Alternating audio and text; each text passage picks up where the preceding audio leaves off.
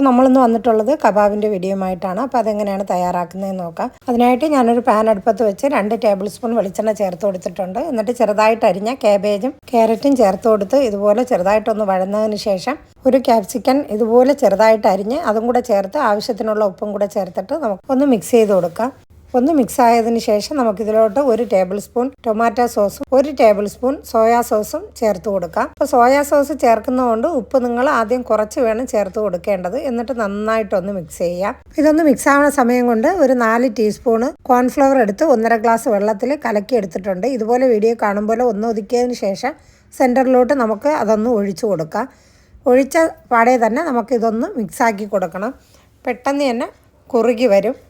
നന്നായിട്ട് ഇതൊരു ക്രീമി പരുവത്തിൽ ഇതുപോലെ ഒന്ന് കുറുകി നല്ല സെറ്റായി വരുന്നത് പോലെ മിക്സ് ചെയ്ത് കൊടുക്കണം. ഇനി നമുക്ക് കുരുമുളക് പൊടി 1 ടേബിൾ സ്പൂണ്, ഒരു 3/4 ടേബിൾ സ്പൂൺ ചിക്കൻ മസാലയോ മസാല പൊടിച്ചതോ ചേർത്ത് കൊടുക്കാം. 1 ടേബിൾ സ്പൂൺ വറ്റൽമുളക് ക്രഷ് ചെയ്തതോടെ ചേർത്ത് കൊടുക്കുന്നുണ്ട്. അപ്പം ഞാൻ ഇതിനായിട്ട് എടുത്ത ക്യാപ്സിക്കനും ക്യാരറ്റും എല്ലാം 1/2 കപ്പ് വീതമാണ് എടുത്തത്. 3/4 കിലോ ചിക്കനാണ് ഉപ്പിട്ട് വേവിച്ചെടുത്തിട്ടുള്ളത്. അത് ഞാൻ മിക്സിയിലിട്ടൊന്ന് ക്രഷ് ചെയ്തെടുത്തതാണ് ഇതിൽ ചേർത്ത് കൊടുത്തത്. ഇതെല്ലാം കൂടെ നന്നായിട്ടൊന്ന് മിക്സ് ചെയ്തെടുക്കാം. അപ്പം നോമ്പ് സമയത്തെല്ലാം ഇതുപോലെ ഒന്ന് തയ്യാറാക്കി വെക്കുകയാണെങ്കിൽ നമുക്ക് പെട്ടെന്ന് തന്നെ എടുത്ത് ഫ്രൈ ചെയ്ത് എടുക്കാം.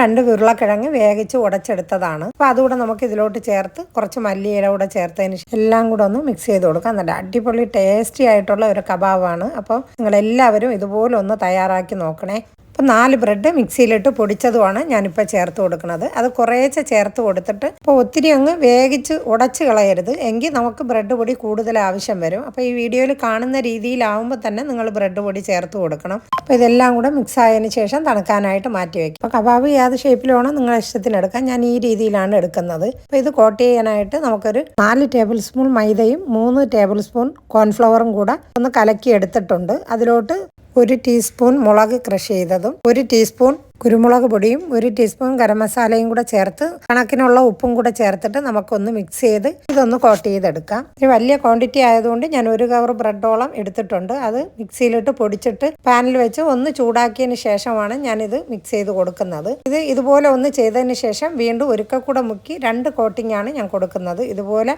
ചെയ്തിട്ട് ഫ്രീസ് ചെയ്ത് വെക്കാം. അപ്പോൾ ഇടയ്ക്ക് ഇതുപോലെ ബട്ടർ പേപ്പർ ഇട്ട് കൊടുത്തിട്ട് വേണം നിങ്ങൾ വെക്കേണ്ടത്. അപ്പോൾ ആവശ്യത്തിനനുസരണം എടുത്ത് നമുക്ക് ഫ്രൈ ചെയ്തെടുക്കാവുന്നതാണ്. അപ്പം ഞാൻ ഈ ക്വാണ്ടിറ്റിയിൽ ചെയ്തപ്പോൾ എനിക്ക് കിട്ടിയിട്ടുള്ളത് 58 കബാബാണ് കിട്ടിയിട്ടുള്ളത്. നല്ല അടിപൊളിയാണ്. നിങ്ങളെല്ലാവരും ട്രൈ ചെയ്ത് നോക്കണം. അപ്പോൾ നമ്മുടെ ചാനൽ ആദ്യമായി കാണുന്നവരാണെങ്കിൽ സബ്സ്ക്രൈബും ലൈക്കും ചെയ്യാൻ മറക്കരുതേ. കമൻറ്റും കൂടെ ഒന്ന് അറിയിക്കണേ. കട്ട്ലറ്റിൻ്റെ വീഡിയോ ഇട്ടിട്ടുണ്ട്, കാണാത്തവരുണ്ടെങ്കിൽ ഒന്ന് കണ്ടു നോക്കണേ. അപ്പോൾ ഇനി നല്ലൊരു വീഡിയോയുമായി വരുന്നത് വരെ എല്ലാവർക്കും അസ്സലാമു അലൈക്കും.